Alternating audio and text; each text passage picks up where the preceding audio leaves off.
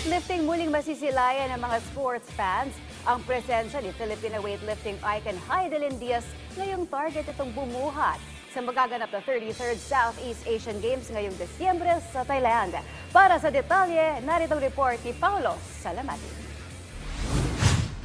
Sa kabila ng hindi pagkabilang sa Philippine delegation noong 2024 Paris Olympics, hindi pa rin tapos ang misyon sa pagsusumikap ni Philippines' first Olympic gold medalist Heidelin Diaz Naranjo na kasalukuyang naghahanda para sa kanyang paglahok sa Southeast Asian Games ngayong Disyembre sa Thailand. Buo ang loob ng Zamboangueña weightlifter na ipagpatuloy ang kanyang karera sa weightlifting at muling irepresenta ang bansa sa international stage na nakadaktang sumabak sa women's 58 kg category ng biennial meet. Sa naging panayam kay Diaz, ibinahagi nito na nananatili pa rin nagliliyab ang kanyang kagustuhan na magbalik serbisyo para sa bansa upang makapagbigay pa ng inspirasyon sa mas maraming kabataan.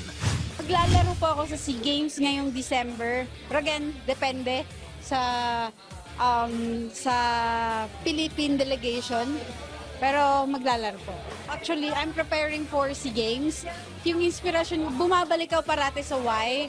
It's always to represent our country and doing my best for the Philippines in weightlifting and also to inspire our young Filipinos. Sa kasalukuyan, may 2 ginto, 2 silver at 1 bronze medal na ang naibulsa ni Heidelin sa mga nakarang edisyon ng SEA Games. Pero sa kabila ng kanyang paghahanda para sa edisyong magaganap ngayong Disyembre sa Thailand, kasabay nito ang kanyang abalang schedule sa pagtuturo sa mga atletang sasabak sa 2025 Batang Pinoy, pagbisita sa iba't ibang sports community upang magbigay ng inspirasyon at pagtulong sa grassroots development ng weightlifting sa bansa. Diba sabi nila, nanalo ka na ng gold medal sa Olympics. Dapat mag-stop ka na. Pero para sa akin, hindi kasi yung basehan na mag-stop ako sa sports. Yun yung parang, kung mag-stop ako, ito yung ginagamit ko sa yung way to inspire others, to inspire the young generation.